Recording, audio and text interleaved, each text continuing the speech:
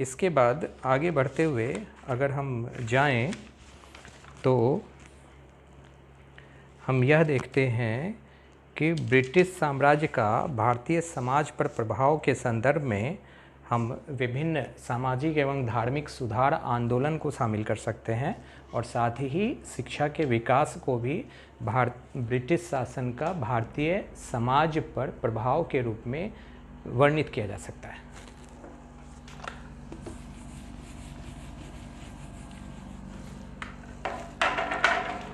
जैसे हमारा टॉपिक जो है सिलेबस के अकॉर्डिंग वो है ब्रिटिश साम्राज्य का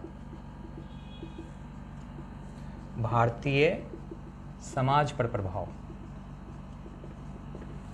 इस भारतीय समाज पर प्रभाव के संदर्भ में हमें दो महत्वपूर्ण शीर्षकों के अंतर्गत अध्ययन करना होगा। विभिन्न सामाजिक एवं धार्मिक सुधार आंदोलन। पहला बिंदु ये रहेगा। दूसरा बिंदु होगा भारत में शिक्षा का विकास। अंग्रेजी शिक्षा की शुरुआत हुई, शिक्षा का विकास हुआ और इसके संदर्भ में विभिन्न आयोग या योजना महत्वपूर्ण होंगे जो अति लघुत्तरीय के साथ साथ लघु उत्तरीय प्रश्नों की रूपरेखा भी बनाते हैं। भारत में शिक्षा के विकास से संबंधित जो महत्वपूर्ण है वह है 1854 का वुड डिस्पैच घोषणा पत्र। दूसरा महत्वपूर्ण हो सकता है हंटर आयोग।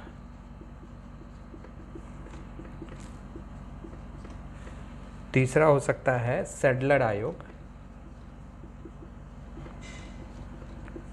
1917 और शिक्षा की वर्धा योजना महात्मा गांधी द्वारा दी गई थी 1937। ये सभी जो सब पॉइंट्स हैं ये ब्रिटिश साम्राज्य के भारत पर भारतीय समाज पर प्रभाव के रूप में देखा जा सकता है जो अति लघु उत्तरीय के साथ साथ लघु उत्तरीय प्रश्नों की प्रकृति के रूप में शामिल किए जा सकते हैं। अब हम सिलेबस में दिए गए टॉपिक के आधार पर भारतीय पुनर्जागरण की तरफ बढ़ते हैं और विभिन्न स्वतंत्रता संग्राम, भारत में विभिन्न स्वतंत्रता संग्राम एवं उनके नेतृत्वकर्ता। तो उस संदर्भ में जब देखें राष्ट्रीय स्वतंत्रता आंदोलन एवं नेतृत्वकर्ता,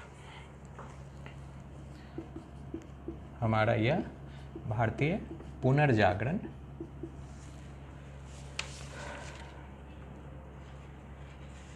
राष्ट्रीय स्वतंत्रता आंदोलन एवं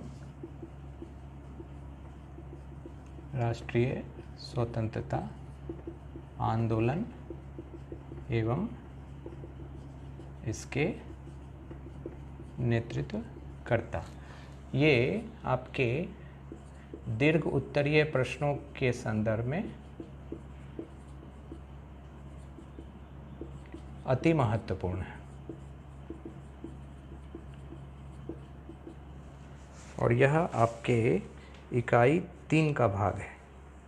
तो यह अत्यधिक महत्वपूर्ण है, अत्यधिक संभावना है कि दीर्घ उत्तरीय प्रश्न एवं लघु उत्तरीय प्रश्न साथ ही अति लघु उत्तरीय प्रश्नों के यहाँ से बहुत अधिक संभावना रहेगी और यहाँ पर दीर्घ उत्तरीय प्रश्नों के बनने की पूरी संभावना है। अतः और यह इंटरेस्टिंग भी है क्योंकि आपने प्रारंभिक परीक्षा की अपनी तैयारी के दौरान इसे पढ़ा भी है। तो आइए देखते हैं इन टॉपिक्स के अंतर्गत, इस इकाई के अंतर्गत आपको किन किन बिंदुओं को महत्वपूर्ण मानते हुए परीक्षा की तैयारी के समय ध्यान देना है। भारतीय पुनर्जागरण के संदर्भ में आप 3 चरणों के संदर्भ में देखिए। प्रथम, द्वितीय और तृतीय। प्रथम आपका 1885 से लेके 1905 ईस्वी तक, 1905 से 1916 ईस्वी तक, 1919 ईस्वी तक और 1919 से 1947 ईस्वी तक। इस संदर्भ में आपको बंगाल विभाजन महत्वपूर्ण बिंदु है 1905 ईस्वी। कुछ कांग्रेस के महत्वपूर्ण अधिवेशन भी महत्वपूर्ण हैं। कांग्रेस का कलकत्ता अधिवेशन 1906 ईस्वी, कांग्रेस का ही सूरत अधिवेशन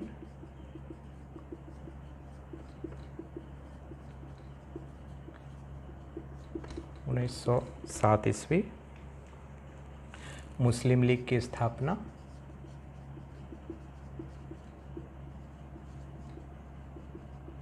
1906 ईस्वी। इसके साथ साथ अब हम कुछ महत्वपूर्ण एक्ट की तरफ चलेंगे, अधिनियमों की तरफ चलेंगे जो महत्वपूर्ण हैं और जिनका भारतीय स्वतंत्रता आंदोलन एवं भारतीय समाज एवं भारतीय राज व्यवस्था पर महत्वपूर्ण प्रभाव पड़ा। जिसमें सबसे महत्वपूर्ण सर्वप्रथम अगर देखें सबसे महत्वपूर्ण है तो वह था मॉर्ले मिंटो सुधार।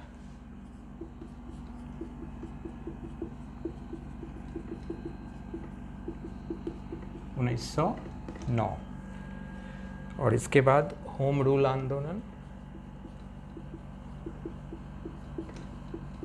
1916, रॉलेट एक्ट काला कानून 1919, किसके संदर्भ में? जालियांवाला बाग कांड।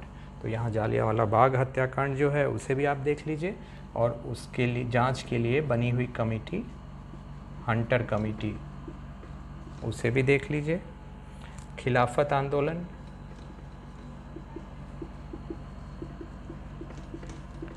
खिलाफत आंदोलन महत्वपूर्ण है आपके शॉर्ट नोट्स के लिए भी। असहयोग आंदोलन,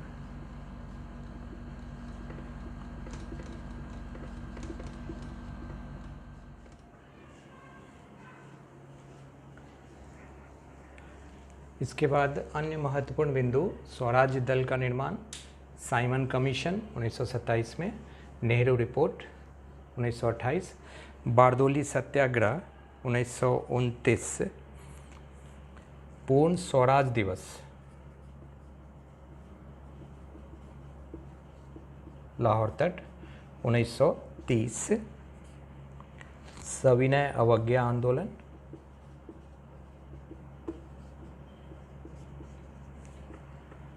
1930, दांडी यात्रा 1930, गांधी इरविन पैक्ट